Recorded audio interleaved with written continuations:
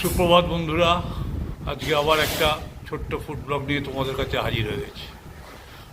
Food blog বানানো এখন সমস্যা হয়ে দাঁড়িয়েছে, যা গরম পড়েছে কি বানাবো আর কি খাবো। যদিও বানাতে ইচ্ছে করছে, খেতে বসে তখন আর খেতে ইচ্ছে করছে না। যাই হোক, আজকের ব্লগটা ব্রেকফাস্ট থেকেই শুরু করব। চলো দেখে নেওয়া যাক ব্রেকফাস্টে কি আয়োজন করা হয়েছে। আমি আজকে ব্রেকফাস্টে পান্তা ভাত নিয়ে বসেছি। রুটি তরকারিও ব্যবস্থা আছে, কিন্তু গরমকালে পান্তা ভাত পেলে আর কে রুটি তরকারির দিকে নজর দেয় বলো। সুতরাং আমি আজকে পেঁয়াজ লঙ্কা সহযোগে আর একটা ছেঁচি কুমড়োর তরকারি আছে, আমার খুব প্রিয় এটা দিয়ে আজকে পান্তা ভাত খাবো। ব্রেকফাস্ট শুরু হচ্ছে পান্তা ভাত দিয়ে, তারপরে লাঞ্চ আছে, ডিনার আছে। সঙ্গে থাকবে, তোমরা পান্তা ভাত খেলে মনে হয় গরমকালে সারাটা দিন বোধহয় ঠান্ডাই হয়ে থাকবে, সেই জন্যই পান্তা ভাত খাওয়া। আর আছে খেজুরের গুড়, দেখেছো পান্তা ভাত দিয়ে খেজুরের গুড়, তারও একটা আলাদা মাহাত্ম্য আছে।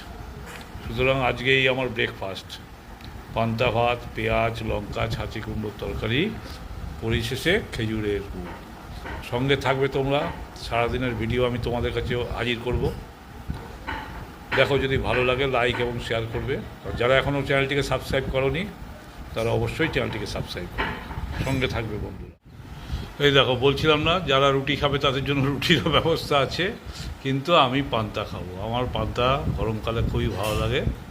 রুটি তরকারি আছে, যারা রুটি খাবে তাদের জন্য রুটি তরকারির ব্যবস্থা আছে, কিন্তু গরমকালে রুটির থেকে পান্তাটা খেতে ভালো লাগে। দেখো, আজকে লাঞ্চে কি কি মেনু আছে সেটা তোমাদের সাথে শেয়ার করছি। আজকে লাঞ্চে আছে টকের ডাল, আম দিয়ে টক ডাল হয়েছে। এখন গরমকালে আর অন্য কোনো ডাল ভালো লাগছে না, টক ডাল একদম অমৃত সমান লাগছে। টক ডাল রোজই করতে হয়। টক ডাল, তার সঙ্গে আছে উচ্ছে ভাজা। এখানে আছে বেগুনের একটা রেসিপি, সর্ষে পোস্ত দিয়ে বেগুনের একটা রেসিপি। এটা আমার খুব প্রিয় একটা মেনু, গরম ভাতে খুব সুন্দর খেতে লাগে এটা। আর ডিমের অমলেট ভাজা হয়েছে, ডিমের অমলেট ভেজে এখানে একটা তরকারি করা হবে। এই দেখো তরকারিটা আমি করছি, এটা আমাকেই রান্না করতে হবে। বৌদি রান্না করতে করতে হাঁপিয়ে উঠেছে, সুতরাং এই রেসিপিটা আমাকেই বানাতে হবে, আর আমি এটা খুব সুন্দর বানাই। এখানে ছোটো ছোটো করে আলু কেটে দেওয়া আছে, একটু পেঁয়াজ, সামান্য একটু রসুন, আর যাবতীয় মশলা ধনে জিরে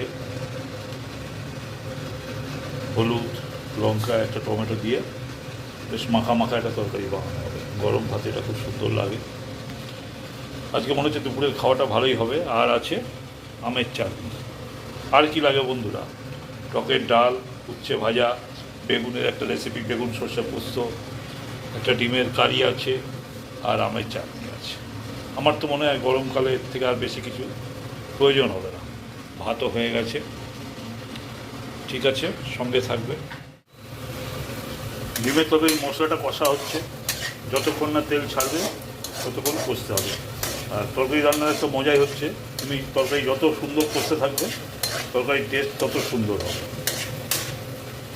একটু ধৈর্য ধরে তরকারি কষতে হবে, আস্তে আস্তে কালার আসছে।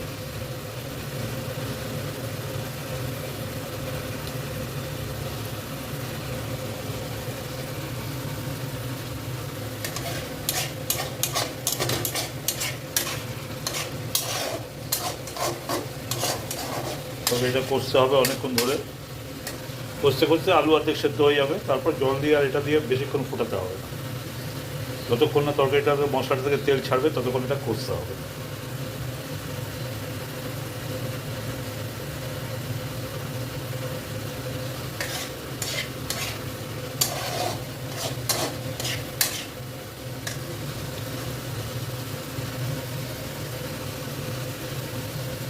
দেখতে পাচ্ছ কীরকম আস্তে আস্তে কালারটা আসছে, দেখো।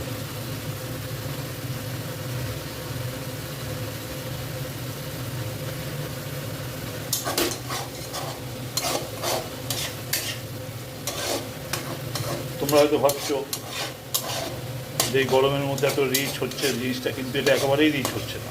এটা খুব হালকা একটা ডিমের কারি হবে। সামান্য একটু মশলা দেওয়া আছে। তারপর আস্তে আস্তে মশলাটা থেকে তেল ছাড়ছে।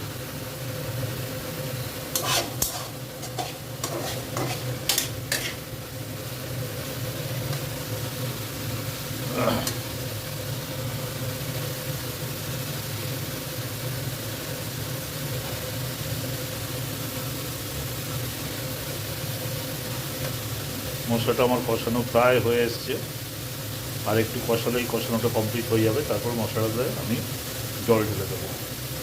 দেখো আস্তে আস্তে মশলাটা থেকে তেল ছাড়ছে।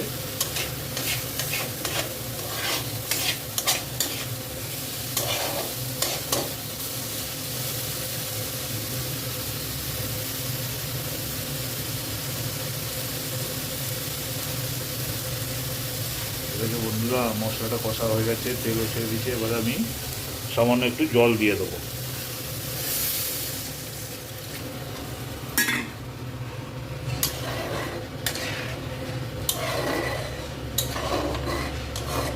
এবারে ফুটে উঠলে যে ডিমের মামলেটগুলো ভাজা আছে সেগুলো দিয়ে দেবো।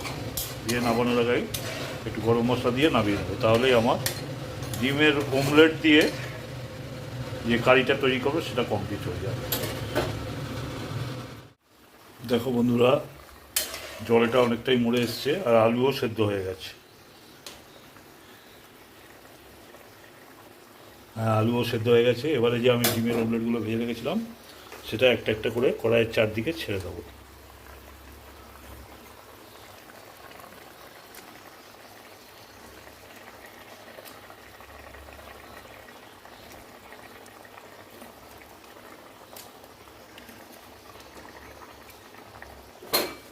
আস্তে আস্তে এগুলো ঝোলের মধ্যে ডুবিয়ে দেবো।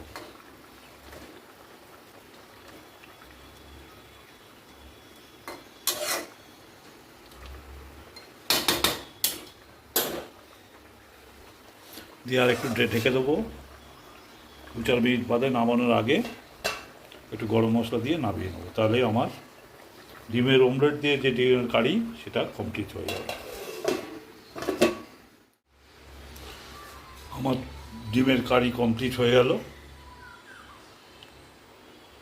এবারে আমি তরকারিটা নামিয়ে নেব। গরম মশলা দিয়ে দিয়েছি।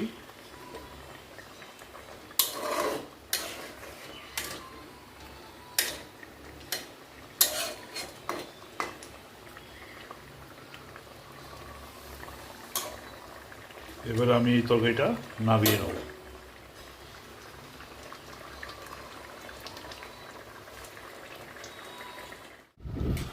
অবশেষে রান্নাবান্নার পরে এবারে মধ্যাহ্নভোজের পালা। দেখো, জিরাকাঠি রাইস আছে, ডাল আছে, উচ্ছে ভাজা আছে, বেগুন সুন্দরী আছে, আর আছে ডিমের কারি, চাটনি, পাঁপড়, মিষ্টি, সব দিয়ে আজকের মধ্যাহ্নভোজ সাজানো হয়েছে। ভাত, টকের ডাল, উচ্ছে ভাজা, বেগুন সুন্দরী, ডিমের কারি, চাটনি, পাঁপড়, মিষ্টি, এই দিয়ে আজকে আমরা আমাদের দুপুরের মধ্যাহ্নভোজ সারছি। তাহলে আজকের ভিডিওটা এখানে শেষ করছি। সবাই ভালো থাকবে, যা গরম পড়েছে শরীরের দিকে নজর রাখবে। ধন্যবাদ।